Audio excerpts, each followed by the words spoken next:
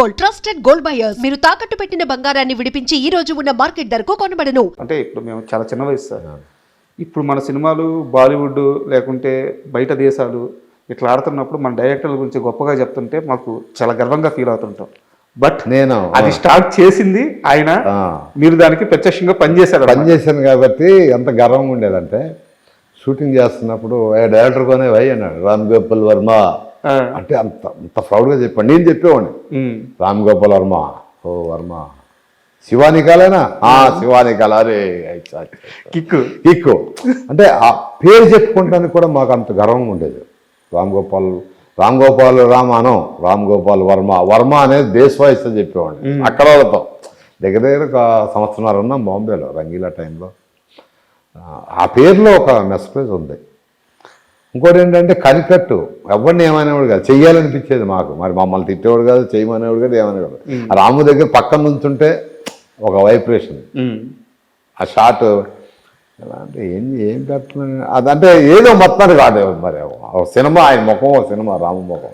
ఆ శివ రిలీజ్ అయిన తర్వాత ఆ సినిమాకి పనిచేసిన అసిస్టెంట్ డైరెక్టర్లు అందరూ బయటికి వెళ్ళి కార్లలో లేపేవాళ్ళు అంటే అదే టెక్నీషియన్స్ కూడా అందరూ ఎవరంటే నేను, ఉత్తేజు, వంశీ, తేజ, తర్వాత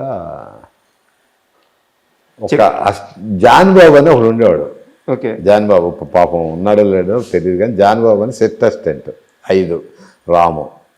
మేము ఎక్కడన్నా షూటింగ్ జరుగుతున్నప్పుడు రాము గారు ఎవరన్నా వెళ్తుంటే ఆయన వెనక మేము కూడా ఇలా కాలంలో వేసుకుని వెళ్తూ ఉండేవాళ్ళం. మీ అమ్మ ఇదేం రా శివ బ్యాచ్ అసలు మాకు అది వింత. శివ బ్యాచ్, శివాని అమ్మ ఈ ఒక్కొక్కడు ఇలా ఎత్తుకొని ఒక సినిమా అయిందో లేదు ఇట్లా కూడా అన్నోళ్ళు ఉన్నారు. ఒక సినిమా అయిపోయింది, సినిమాకే ఎంత ఇదా అని అంటే సహజంగా అనుకుంటారు కదా. ఆయన ఎక్కడికి వెళ్ళినా ఆయన వెనక వెళ్తూ ఉండేవాళ్ళం. అంటే ఎందుకు వస్తున్నారు మీరు అనేవాడు కాదు, ఎలా పోతూ ఉండేవాళ్ళం అంతే. ఒక షూటింగ్ తక్కువగా నానా అండ్ శివ బ్యాచ్ అనేవాళ్ళు మమ్మల్ని. శివ బ్యాచ్ జేడీ కానీ నేను కానీ అసలు అది చెప్తే ఇప్పుడు కూడా ఆనందం చూడు ఎలా వస్తుందంటే కళ్ళ ఉండి అది ఇది ఒక మీ మొహం అది అసలు అది వేరు. క్రికెట్ మధ్య బ్రేక్ టైంలో క్రికెట్ ఆడేవాళ్ళం, చక్కటి ఫుడ్డు, జనాల్ని కానీ అది కానీ అసలు అది లేదండి. అలాంటిది ఇప్పుడు కష్టం. శివ తర్వాత జేడీ చక్రవర్తి స్థాయి చాలా పీక్స్కి వెళ్ళిపోయింది.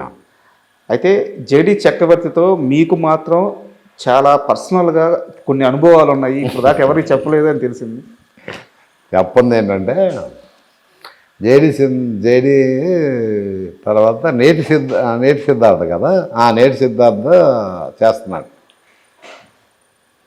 మేమంతా ఒకే హోటల్లో ఉన్నాం చెన్నైలో. నేను ఏదో షూటింగ్కి వెళ్ళాను, వాడు నేటి సిద్ధార్థకి దేనికి వచ్చాడు, అందరం ప్యాక్ ఆడుతున్నాం. ఓకే, ఎవరెవరు? మా బ్యాచ్ ఏదో, నా దగ్గర డబ్బులు లేవు. సరే ఎవరున్నాడు పక్కనంటే జేడీ ఉన్నాడు. వెళ్ళా, అరే ఇద్దరా జేడీ 500 కావాలి. 500 అంటే చాలా ఎక్కువ కదా. ఎక్కువ నేను ఇవ్వను రా అన్నాడు. రే ఫస్ట్ మేకప్ వేసిందా నేను రా, నీకు చెప్పిందా నేను రా, నువ్వు బాగుంటావు అని చెప్పింది నేను రా, 500 ఇవ్వటానికి ఏమైందిరా, ఏదో ఇవ్వరా. ఆడు ఎంత పిసినసాడు అంటే ఇప్పటికీ పిసినసాడు. ఆడు జేడీ డబ్బులు తీయడు, అవసరం అనుకుంటే తీస్తాడు, అది తీయడు. నేను ఏమన్నా రా చెప్తే మటుకు ఇవ్వాలా, ఏదరా ఇవ్వరా, మళ్ళీ నేను బొట్టు పెడితే అందరు పైకి వచ్చినా లేరా, నువ్వు అని చెప్పి మొత్తానికి 500 తీసుకున్నాను.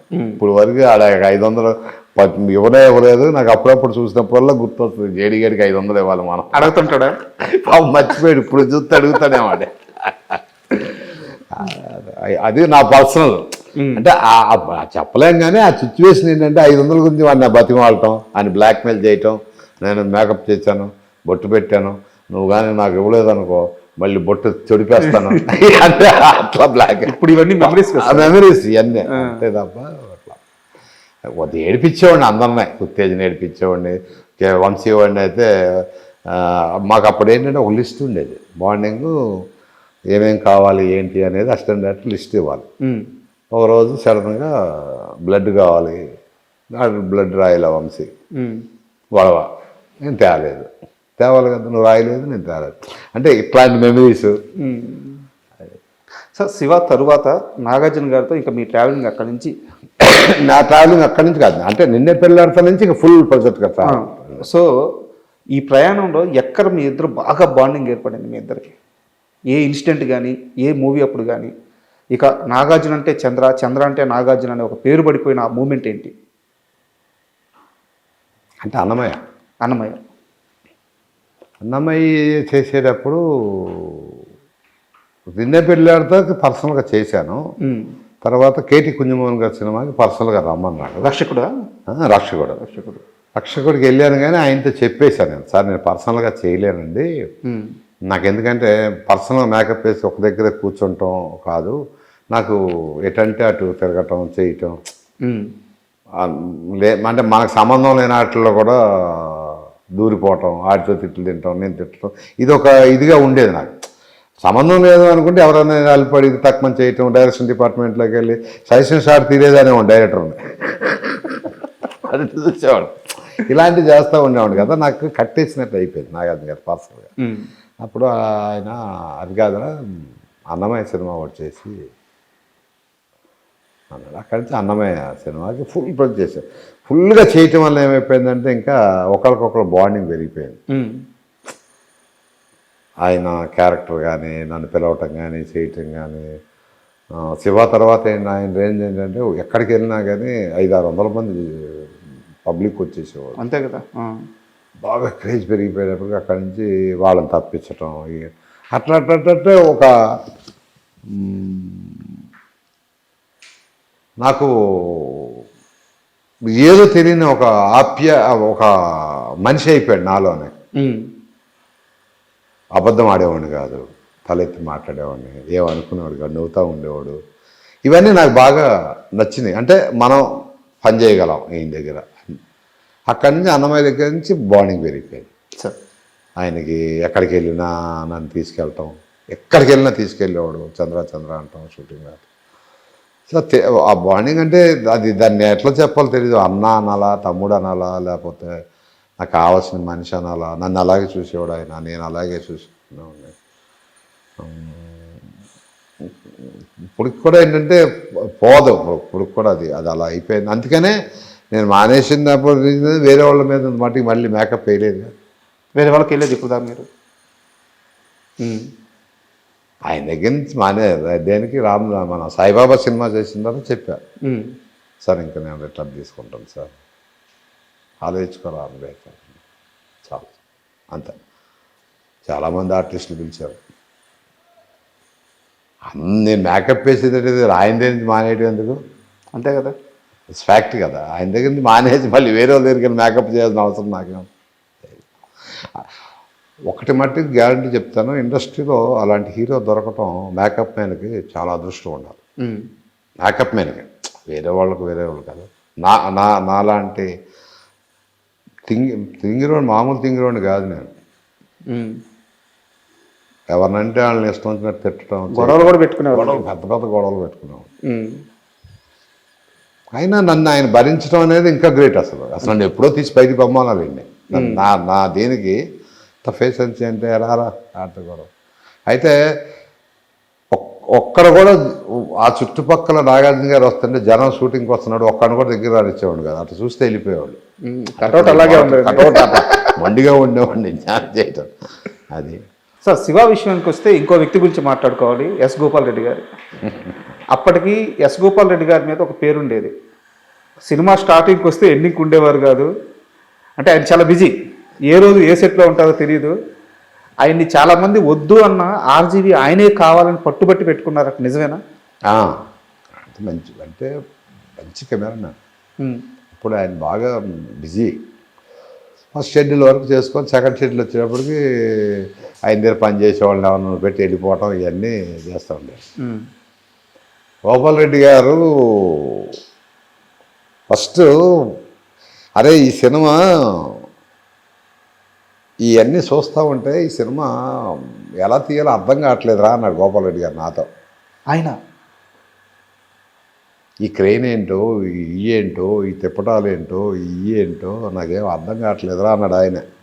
ఫస్ట్ అదేంటంటే అట్లా అంటున్నారు ఏంటంటే ఏమరా ఇది ట్రాలీ అంటాడు కాసేపు, ట్రాక్ అంటాడు కాసేపు, ఒకసారి టైట్ క్లోజ్ అంటాడు. అంటే వాళ్ళంతా పాత పద్ధతిగా ఏంటి, వచ్చావా ట్రాలీ చేసావా, వెళ్ళిపోయావా, ఒక దగ్గర ఆగావా, అట్ని సజెషన్ తీసుకున్నావా, ఈ సజెషన్ తీసుకున్నావా, డైలాగ్ చెప్పావా, 2 క్లోజులు తీసుకున్నావా, సీన్ అయిపోయింది.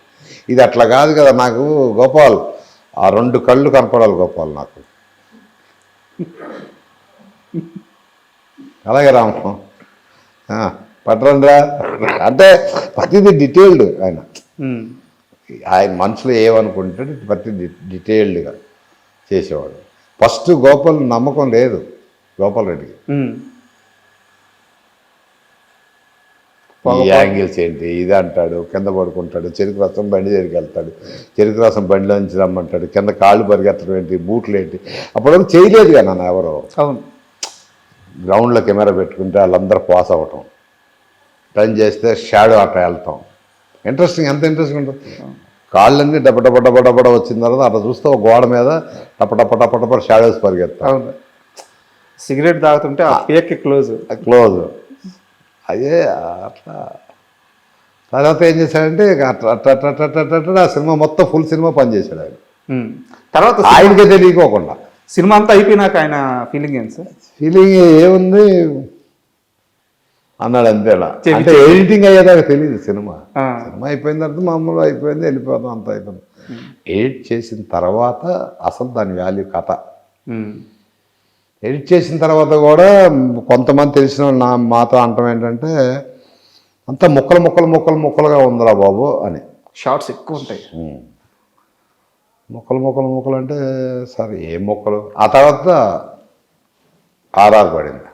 ఇళయరాజా గారు ఎప్పుడైతే ఆర్ఆర్ పడిందో కొద్ది ప్రాణం వచ్చింది. ఆ పరిగెత్తినప్పుడు షార్ట్స్ ప్రతిదానికి ఒక వాడి చేతిలో గన్ తీసుకుంటే గన్నుకు ఒక సౌండ్, చైన్కి ఒక సౌండ్, ఇక్కడి నుంచి పెడుతుంటే ఒక సౌండ్, అలా టీ కప్పు తీసుకుంటే టీ కప్పు తీసేది ఒక సౌండ్. అంటే అప్పుడు ఫైట్ అంటే ఏముంది, ఒక సూట్ కేసు తీసుకొని కొట్టడమే కదా సౌండ్. అవును, అవన్నీ ఒరిజినల్గా ట్రాక్స్ అన్నీ మేము కొన్ని శివాకి రైల్వే ట్రాక్స్ ఉన్న సౌండ్ ఉంటే నాగరా పెట్టుకొని ఆ ట్రాక్ సౌండ్ తీసేవాళ్ళం. సినిమా మొత్తానికి ఆ సౌండింగ్స్ తీసుకున్నారంట ఆయన.